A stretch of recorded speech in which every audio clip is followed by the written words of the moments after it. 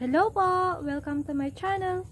So ngayon po ay mag-aayos naman ako ng aking mga ornamental plants.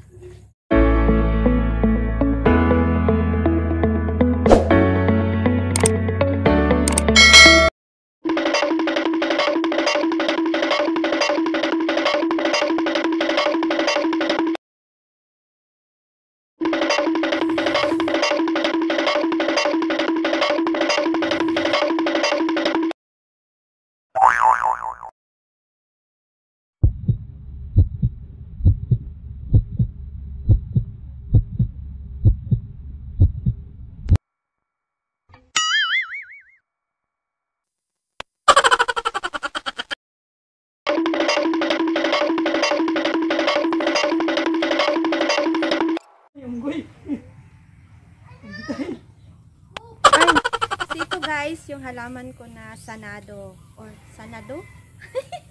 So, para maparami ko siya kasi isang taon na din ito sa akin. So, hindi siya nagka-pops dito. So, ayan.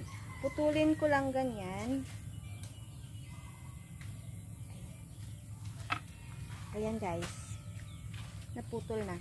So, ito itatanim ko din siya agad.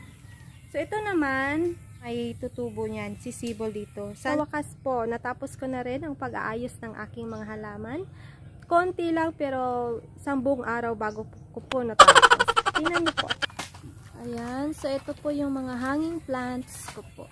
Ito ay fuchsia, may 4 lang na variety meron ako eh. Hindi ko na alam yung ID ng iba. Ito, succulent din daw po ito. Ayan.